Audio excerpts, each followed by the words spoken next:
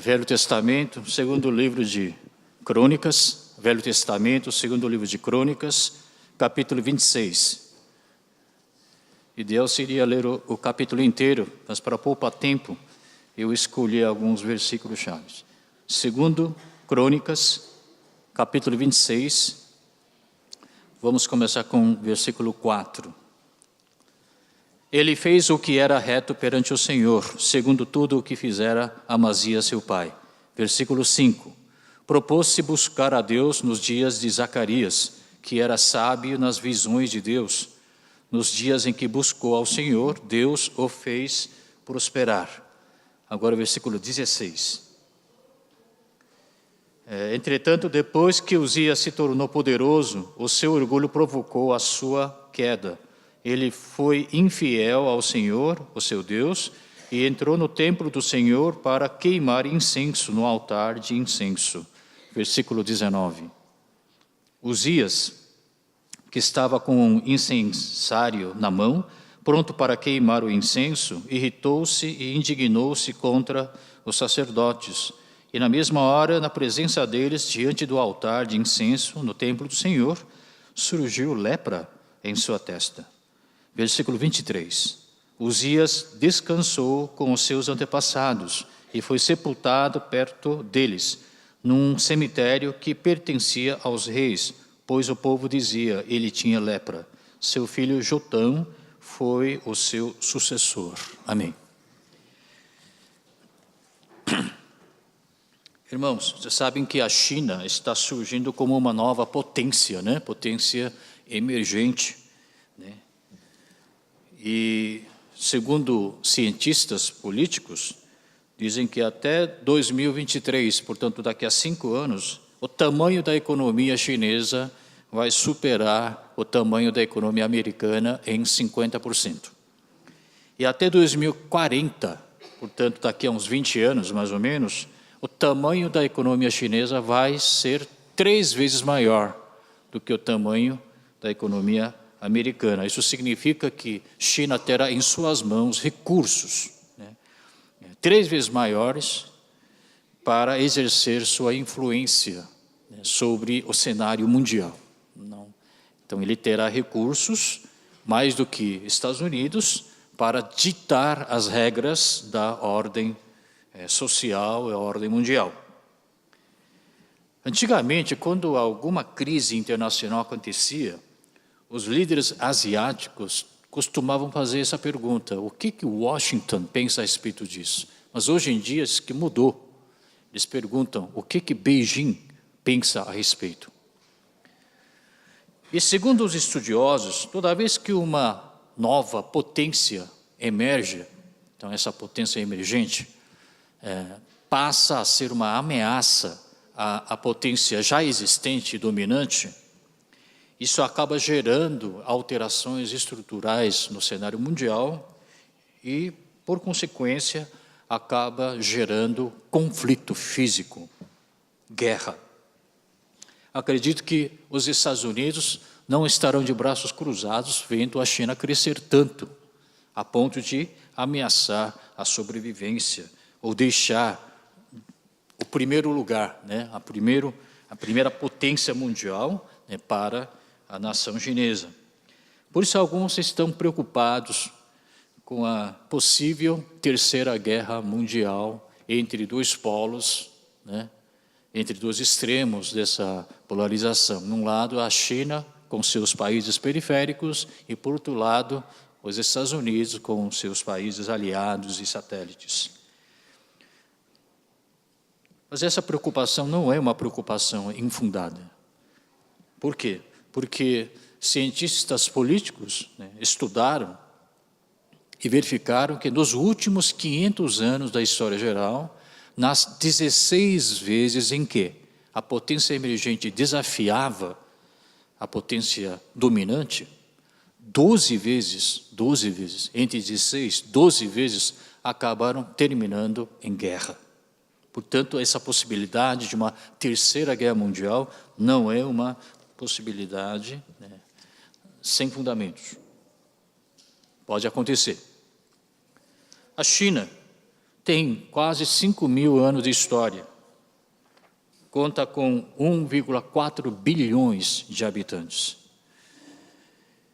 E o chefe de Estado da República Popular da China, Xi Jinping, quando ele assumiu o poder, ele diz o seguinte: para que a China consiga realizar o sonho chinês, é necessário que o Partido Comunista seja fortalecido.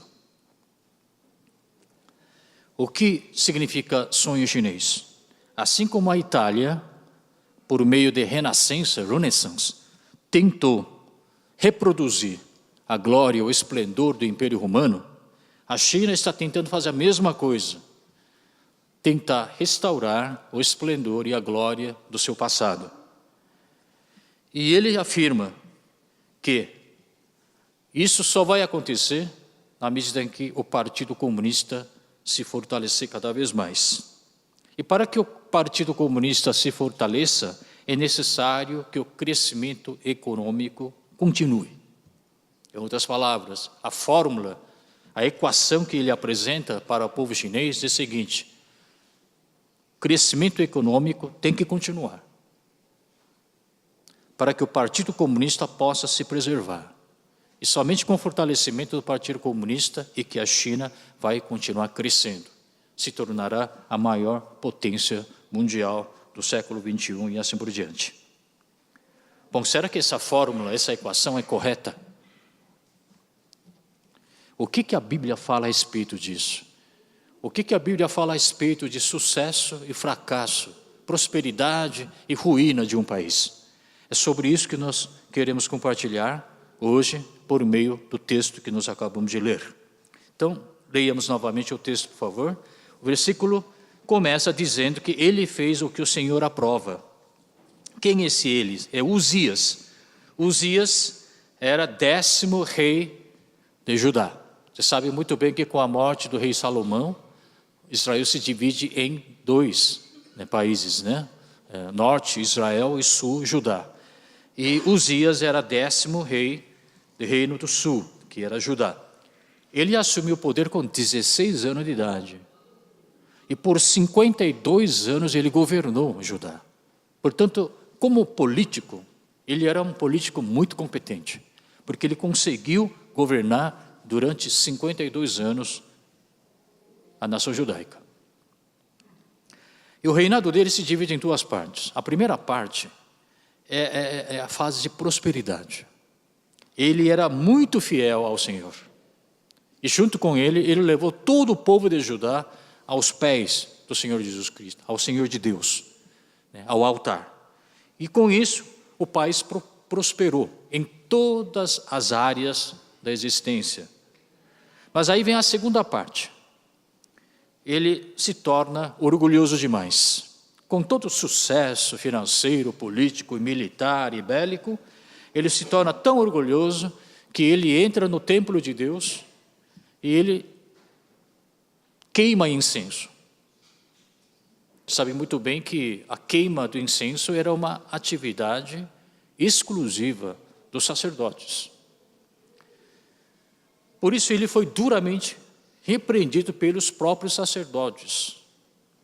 Ao invés de deixar de fazer o que ele estava fazendo, ele ficou tão irado que ele quase manda matar o sacerdote. Quando ele tentou fazer isso, o que aconteceu? A Bíblia diz que de repente na testa dele surgiu lepra. Ele virou leproso. Daí em diante ele ficou isolado num palácio separado, né? E ele teve seu fim trágico, né? E ele acabou sendo sepultado, não junto com os seus antepassados, mas ao lado dos antepassados. Por quê? Porque ele era leproso. Bom, essa é a história do rei de Uzias. Vejamos agora o versículo 5. Buscou a Deus durante a vida de Zacarias, que o instruiu no temor de Deus. Enquanto buscou o Senhor, Deus o fez prosperar. Então essa é a primeira fase do reinado dele. Enquanto ele buscava de verdade o Senhor, ele realmente adorava o Senhor, fazia o que Deus mandava fazer, Deus o fez prosperar. Veja versículo 7 na Bíblia de vocês. Versículo 7.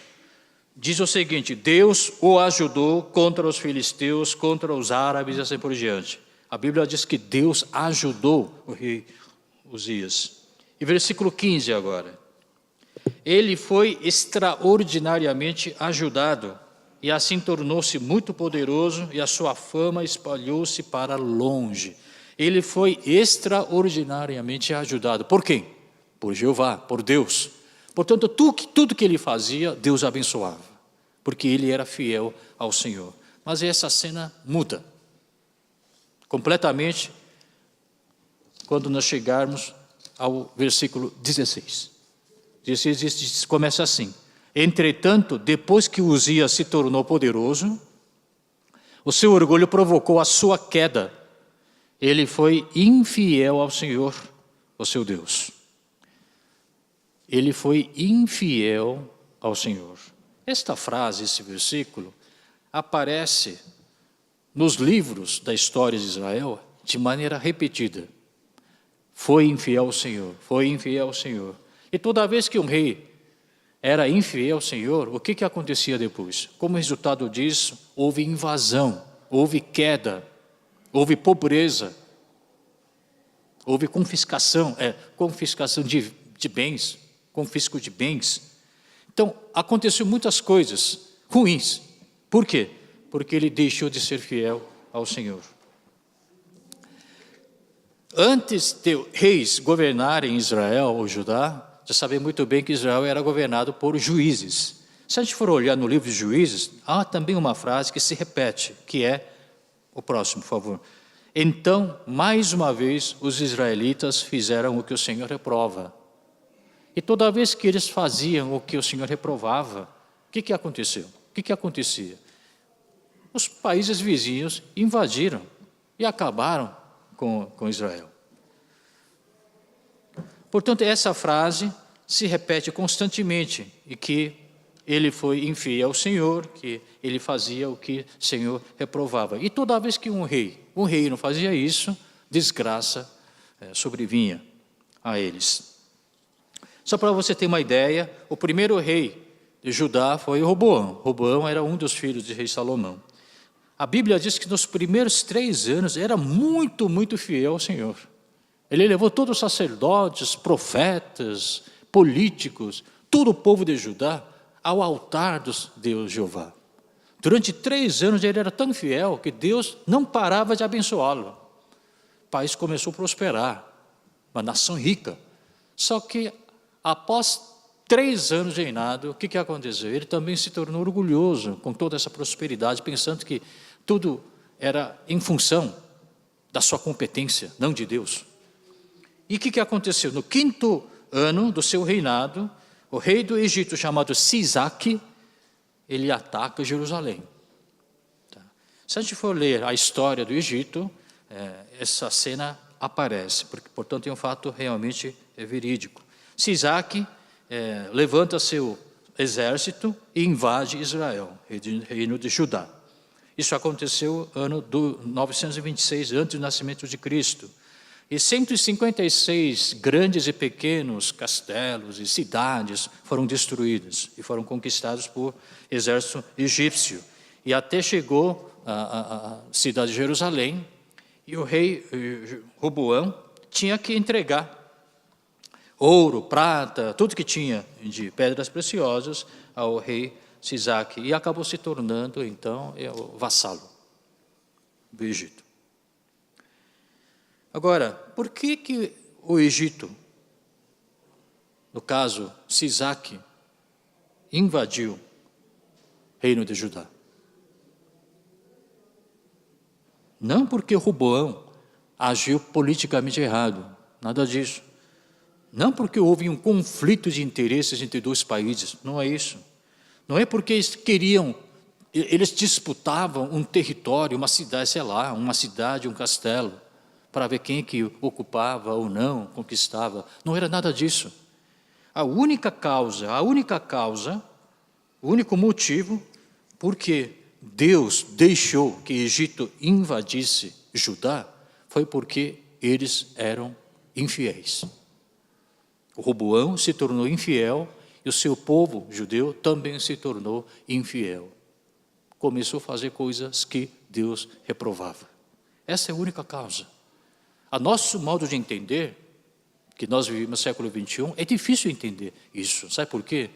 Nós aprendemos na história geral que dois países brigam ou têm guerra porque houve conflito de interesses.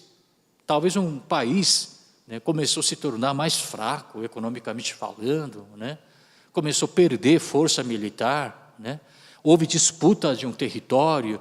Esses são os motivos legítimos quando uma guerra eclode. Mas jamais o estado espiritual de um povo, de uma nação. É difícil entender isso como motivo de uma guerra. Mas a Bíblia não para de falar para nós que houve invasão, houve queda de um reinado, porque o povo começou a se tornar infiel ao Senhor. É o motivo espiritual, é a causa espiritual. Na verdade, Deus não está tão interessado se o seu povo é rico, pobre, é grande, pequeno, é forte ou fraco, porque Deus está muito mais interessado no nosso coração. Ele está muito mais interessado na sua espiritualidade. Nós somos brasileiros, vocês nasceram aqui, eu vim pequeno para cá, sou brasileiro naturalizado, eu amo esse país, essa nação que me abraçou, Mas ser verdadeiro patriota, ser verdadeiro brasileiro, é ser, antes de mais nada, um bom cristão. Se você realmente ama esta nação, este país, não caia naquela discussão de, você é o quê? Conservador, é liberal, é da situação, é da oposição, é você da esquerda ou direita. Antes de a gente entrar nessa discussão, o que o povo de Deus, você e eu, como povo de Deus, como cristão, devemos fazer, é que a gente não cometa pecados, a gente não faça nada que Deus reprove. Que a gente não deixe nosso Deus. Por quê? Porque dependendo como você vai se comportar, dependendo como o povo de Deus, dependendo como a igreja vai se comportar, o futuro de um país pode experimentar sucesso ou fracasso. O cenário político internacional depende disso. É isso que a Bíblia, Deus Jeová, tenta mostrar constantemente para todos nós. Portanto, eu gostaria de até enfatizar que para que este país seja próspero, é necessário que a igreja seja próspera em primeiro lugar. Que a igreja seja viva em primeiro lugar. Que você e eu sejamos cristãos de verdade, cristãos que vivam realmente conforme a lei de Deus. No entanto, não é assim que a gente pensa e não é assim que a gente fala e não é assim que a gente ensina aos nossos filhos. Você realmente acredita que país terá futuro desde que a igreja seja saudável aos olhos de Deus? Você crê realmente nisso? Acho que não. Muitos de nós pensamos da seguinte forma: economia vem em primeiro lugar. Se a economia melhorar, a igreja também vai melhorar. Se assim a igreja melhorar, o país também vai melhorar. É importante, primeiro, a gente ter dinheiro para se tornar um país forte, para ser dominante e não dominado. Para não sofrer injustiça social, é necessário que você seja rico. Porque dinheiro fala mais alto do que qualquer outra coisa nessa sociedade. Portanto, não importa o que você faça, é bíblico ou não, que o que você faça é cristão ou não. Isso a gente vai discutir mais tarde. É importante que, por qualquer motivo, ou por meios que você possa lançar mão, que você seja primeiro rico, que você tenha dinheiro, que você tenha poder econômico em suas mãos, para você poder ditar as regras. da ordem social e ordem mundial. Eu penso dessa maneira, você pensa dessa maneira, a igreja como comunidade pensa dessa maneira, o país inteiro pensa dessa maneira. É o pensamento dominante da nossa era. Todo mundo está preocupado com o sucesso econômico. Todo mundo acha que o sucesso econômico é a chave para todos os problemas. Mas você sabe de uma coisa muito engraçada? Quando Jesus veio e se fez presente entre nós, Israel se encontrava numa situação muito, muito mais, digamos assim, pior do que a nossa situação atual. Era uma das colônias do Império Romano. Não havia liberdade, o povo era explorado, injustiça social, econômica, política. Todos estavam desejosos da independência, autonomia. No entanto, Jesus, que também era judeu, que nasceu na Palestina, vivenciou aquela situação toda, ao ensinar seus discípulos a orar, o que ele falou? Por acaso ele ordenou que seus discípulos orassem dessa forma? Olha, vocês têm que orar pela nação israelita, pelo povo judeu, para que você se torne independente do domínio do Império Romano. Foi assim que ele ensinou o Pai Nosso? Não, o Pai Nosso começa assim, Pai Nosso que estás nos céus, santificado seja o teu nome, venha o teu reino, seja feita a tua vontade, assim na terra como no céu. Foi assim que Jesus ensinou seus compatriotas judeus, israelitas. Enquanto você é preso no etnocentrismo, o nacionalismo, você nunca se tornará um verdadeiro filho de Deus. Você não se tornará um verdadeiro povo de Deus. Porque nossa identidade básica, fundamental, ontológica, é que nós pertencemos ao reino de Deus, que nós somos povo de Deus. Antes de ser brasileiro, coreano, chinês, japonês e assim por diante. Por que Jesus, mesmo ciente da péssima situação em que o Pai se encontrava, ele fez questão que seus discípulos e seus seguidores orassem pela vinda do reino de Deus? Porque ele sabia muito bem que país ou nação aqui na superfície da terra, nenhum deles ou nenhuma delas é eterno. A Síria, que era uma grande potência mundial, desapareceu. Depois veio Babilônia, desapareceu. Depois veio Pérsia, pensei que ia durar eternamente, desapareceu. Depois veio o mundo helênico, Grécia, cidade-estado, Atena, Esparta, desapareceu. Império Romano, todo mundo pensava que esse império ia ser eternamente existente na superfície da terra, desapareceu.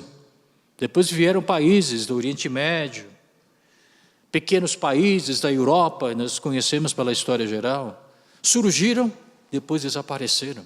Centenas e centenas de nações e países surgiram e desapareceram da superfície da terra. Nenhum país, nenhuma nação é eterna. Se existe um reino que é eterno, é reino de Deus. Se existe uma nação eterna, é nação de Deus, que é o povo de Deus. Por isso Jesus fez questão de que israelitas, judeus, seus discípulos e seguidores, orassem pela vinda do reino de Deus, que é um reino eterno. E como é que o Pai Nosso termina? Termina assim: porque teu é o reino, o poder e glória para sempre. Amém. Em outras palavras, somente o reino de Deus, somente o poder de Deus, somente a glória de Deus é para sempre. O novo presidente foi eleito, Bolsonaro, com muito apoio e muita expectativa. E nós queremos ajudar esse Brasil a crescer. De que maneira? Orando, intercedendo por esse país. Mas antes de a gente interceder e orar pelo sucesso e pela prosperidade desse país, nós temos que buscar o quê? Primeiro, o reino de Deus. O reino de Deus vem em primeiro lugar. A prosperidade de um país não é propósito do povo de Deus. A prosperidade de uma nação não é objetivo da existência da igreja aqui na terra. A prosperidade do Brasil, a prosperidade da China, sei lá, Coreia, qualquer outro país, é um meio, é uma ferramenta para que a vinda do reino de Deus se realize aqui na terra. Portanto, nós temos que modificar um pouco o conteúdo da nossa oração. A gente desafia constantemente que nós precisamos orar pelo nosso país, pela nossa nação, mas nós temos que orar da seguinte forma: para que a vinda do reino de Deus se realize, utilize Deus, a nossa nação, o nosso povo. Utilize o Brasil, utilize a Coreia, utilize seja qual outro país, para que o reino de Deus venha se instalar o mais rápido possível. Que o reino de Deus se espalhe o mais rápido possível. Por que tantos reinados surgiram e desapareceram? E o que Deus está querendo mostrar com essa repetição de tantos reinados e histórias de reis ao longo desses livros, crônicas de reis e assim por diante? Porque Ele queria mostrar que quando o reino de Deus se instala, aquele país prospera. O que significa reino de Deus se instalar em nosso meio? Significa que os valores do reino de Deus são respeitados. E se algum povo vive conforme os valores do reino de Deus, se tornam prósperos. E isso que Deus queria mostrar constantemente ao seu povo e a nós também. Olha, se você viver conforme a lei de Deus, você pode se tornar próspero aqui na terra. E o que aconteceu com os reis que eu acabei de apresentar para vocês, nos seus primeiros anos de reinado, quando eles realmente eram fiéis ao Senhor. Isso que Deus queria mostrar ao povo e a outras nações. Portanto, o mesmo princípio ainda se aplica em nossos dias. Se você realmente ama esse Brasil, então seja um bom cristão, antes de mais nada. Se você é realmente patriota, então seja um povo de Deus que realmente vive fielmente, conforme a lei de Deus, conforme a lei do reino de Deus. Não estou dizendo para você não orar ou interceder pelo país, pela nossa nação. Ao contrário, é prioridade. Mateus 6,33, nós conhecemos muito bem esse versículo. Busquem, pois, o quê? Em primeiro lugar, o reino de Deus e a sua justiça, e todas essas coisas serão acrescentadas a vocês. Então vamos aplicar esse versículo para nosso contexto. Vamos primeiro, em primeiro lugar, buscar o reino de Deus, um reino onde os valores do reino de Deus são respeitados. E se a gente for viver conforme esses valores, nós seremos prósperos. Então, busquemos primeiro o reino de Deus e sua justiça. Se nós fizermos isso, como consequência desse nosso comportamento, o que vai acontecer? O Brasil vai se prosperar, a Coreia vai se prosperar.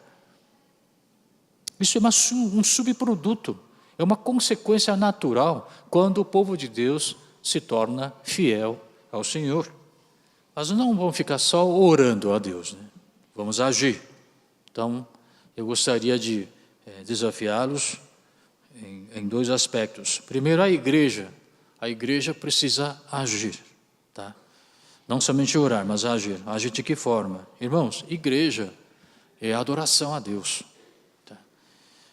Igreja é uma comunidade que promove missões e evangelismo. Por quê?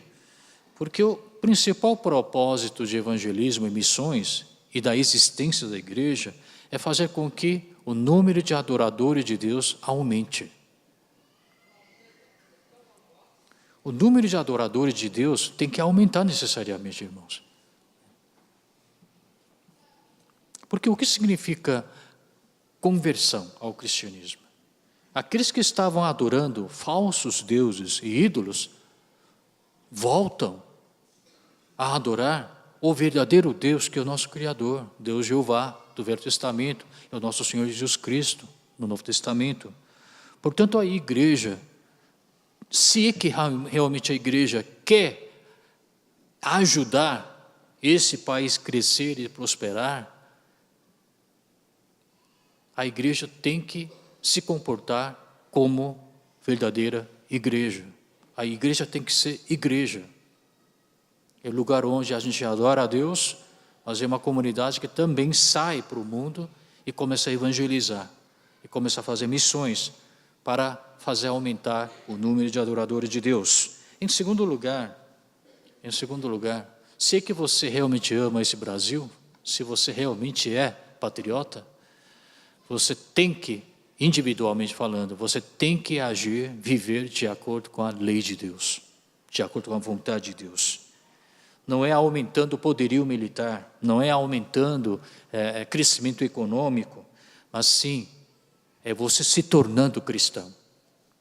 Você se tornando realmente um bom cristão, e que você estará ajudando, seja qual for o país, a nação a qual você pertence. Se Deus falou para amar, é para você amar. Isso é viver conforme a lei de Deus. Se Deus falou para você perdoar aquele irmão, é quando você perdoa que você está cumprindo a lei de Deus. Se Deus falou para ser misericordioso, então seja misericordioso. Se Deus falou para cultuar a nosso Deus em espírito e em verdade, é isso que você tem que fazer. E para de bocejar, por favor. Se Deus falou para ser fiel, é sendo fiel que você está ajudando esse país a crescer, ajudando o reino de Deus se instalar em nós. Somente assim a igreja poderá participar ativamente para que o reino de Deus se instale aqui na terra, para que o nome de Deus seja santificado. Será que a vontade de Deus lá no céu acaba se realizando aqui na terra também? É para isso que Deus instalou a igreja aqui na terra. Eu vou terminar dizendo o seguinte: através do estudo dos reis e reinados de Israel e Judá, nós verificamos que há um padrão que se repete, um círculo vicioso. Quando um rei assume o poder, nos primeiros anos ele é bonzinho demais, ele é fiel, ele faz o que Deus manda fazer, e Deus abençoa, para mostrar que se um homem vive conforme a lei de Deus, ele é abençoado, ele é próspero, ele é bem-sucedido, pois Deus abençoa de maneira abundante. Mas quando a barriga fica cheia, o que o rei pensa? Ele pensa que o mérito foi todo dele. Ele começa a se tornar orgulhoso, ele começa a se gabar, aí se torna arrogante, ele comete pecados, ele faz o que Deus reprova, e ele acaba tendo um fim muito trágico. Ou ele morre doente, ou seu reinado cai, ou se torna vassalo, escravo de outra nação vizinha. Eu não estou dizendo para a gente não orar por esse país, pelo Brasil, seja pela Coreia, mas antes de a gente orar pela prosperidade do nosso país, nós temos que orar pela vinda do reino de Deus aqui no Brasil. E que o Brasil, aliás, a prosperidade do Brasil seja utilizada por Deus para a glória de Deus. Para que o reino de Deus se espalhe ainda mais por toda essa imensidão territorial aqui no Brasil. É isso que Deus quis mostrar através desses livros, crônicas, reis e assim por diante. Eu digo para vocês, antes que a nação é a igreja. Igreja vem em primeiro lugar. O povo de Deus vem em primeiro lugar. O que você faz individualmente, na sua casa, no trabalho, na sociedade, na rua, estando em viagem ou não, tem tudo a ver com o sucesso e fracasso deste país, desta nação. Nossa responsabilidade é grande. Portanto, vamos levantar essa nação. Vamos realmente fazer com que o Brasil prospere. De que maneira? Filiando-se a um partido político, alguns precisam fazer isso, mas eu faço esse desafio. Você vivendo como um verdadeiro cristão. Você vivendo conforme a lei de Deus, conforme a lei do reino de Deus. Respeitando os valores de Deus. Mostrando a esse mundo que quando você vive conforme a palavra de Deus, você é próspero. Você será bem-sucedido. Deus abençoará ricamente a sua vida. Eu não estou defendendo teologia de prosperidade, mas eu estou defendendo o que Deus faz quando o seu povo é fiel a Ele. Curve a sua cabeça, irmão. Senhor Deus, use este Brasil que nós tanto amamos como instrumento para que seu reino venha se instalar aqui na terra e que seu reino se espalhe cada vez mais, engrandeça cada vez mais. Use cada um de nós, de Igreja Ianá, para que nós possamos, de maneira muito, talvez, medíocre, talvez muito acanhada, mas que nós possamos participar desse processo de engrandecimento do reino de Deus aqui na terra. Por isso eu oro que a graça do nosso Senhor Jesus Cristo, o grande amor do nosso Deus Pai, e a comunhão do Santo Espírito esteja sobre todo o povo de Deus reunido aqui, agora e para sempre. Amém.